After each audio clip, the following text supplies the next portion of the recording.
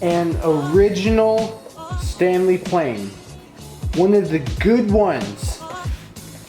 I am so excited. So when I first bought this, one of the first things I saw was this.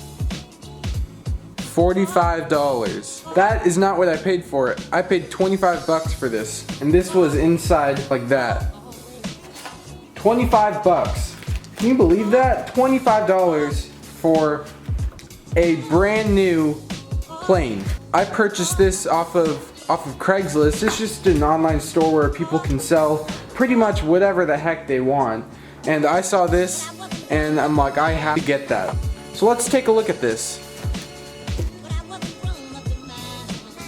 You can tell no one sanded this down to take off any rust. It's in perfect condition. That's really what it is. So the box, this is pretty interesting. Check this out, look at the paper. I think this is wax paper, actually.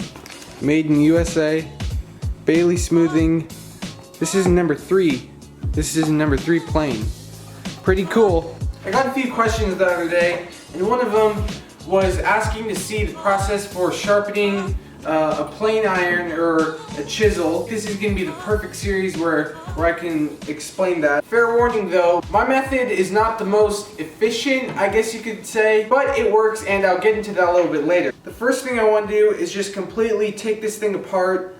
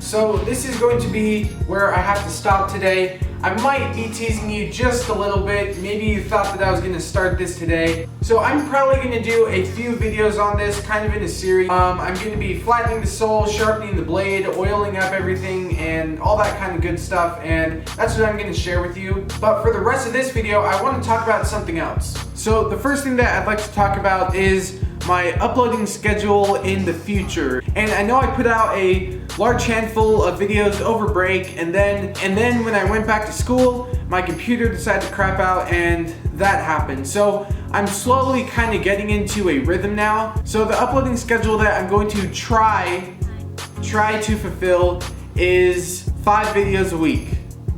5 videos.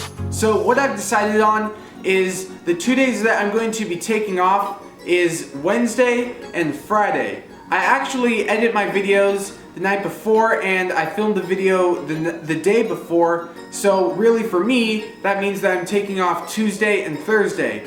And that is because I normally have my tests on Fridays at school, and on Tuesdays I have to do something once a week, so I don't really have a whole lot of time to film a video on Tuesday. So I guess Wednesday and Friday are the days that I'm going to not be able to put out a video. So that means 5 videos a week is what I'm shooting for. I know this is kind of gonna be a lot, but I'd rather keep giving you guys videos and content to watch instead of putting out a video like once a week. I don't want to do once a week. I think I've mentioned that in the past, and that's not something that I want to do. I'm really enjoying making videos. I'm slowly gaining more and more people every day, and it's just a really fun thing to do. It's It's just, I come out here, I can basically film whatever I want, and I make a video and I enjoy talking to you guys. It's just really fun. So what this means is that there probably isn't going to be one large project into one video. A lot of the stuff that I'm going to do is probably going to be spread out into probably 2 or 3 different parts. So for example, the plane that I'm doing right now, I could easily put out a video once a week and make it all about the plane and do one video from start to finish of, I guess, the complete thing. I guess my take on that is that I'd rather film multiple parts and put those out, because that way there's more video and content for you guys to watch. And yeah, so for me, this is gonna be a pretty hard grind. There probably are going to be some weeks where I can't meet that 5 video baseline, I guess, but I will keep you updated. I will let you know when I can't put out a video. That kind of thing will depend on tests, school, personal stuff, all that kind of thing. You probably don't really want to hear about that. I mean, I'd love to put out a video every single day, but I know I personally just can't do that right now. I know some people are able to do that on YouTube. I just can't do that. And I guess on the other side, I don't really want to put out a video once a week. I mean, I know for some people it's hard to even put out a video once a week or even twice a week. So this is something that I feel like I can do. For example, probably not going to be able to watch a whole lot of TV and YouTube. I spend way too much time on YouTube. That is kind of like the hole in which I spend my time. But I know that I spend too much time on there, so this will be a good way to kind of push that out just a little bit. I'm still gonna have time to watch and enjoy all that stuff. It's just that I need to get better at time management. I mean, even school. And a lot of the work I'm actually able to do at school and get it done at school. And for the last 2 or 3 weeks or whatever, I've been able to bust out my homework and bust out classwork and lessons and plans and all that stuff at school. So that gives me the time to, when I get home, I can do this and get that done. And yes, I am a good student. Don't think I don't go to school at all. I do, believe me, I do. And I work really hard when I'm there. But there are gonna be some days where I'm gonna still have to do work at home, and that, I guess, will kind of push into the video schedule for that day. So the next thing that I'd like to jump into, I think a handful of you guys are subscribed to the channel Wood Brew. Molly and Dylan, they just put out a video on their goals and what they want to accomplish in 2017, and I found that video pretty inspirational. And Molly and Dylan, if you guys are watching this, thank you. Yeah, but they really inspired me to get thinking, try and set some goals for this year that I can accomplish. So the first goal that I'd like to meet for this year is 1,000 subscribers by February 1st. That is my first goal that I'm trying to meet.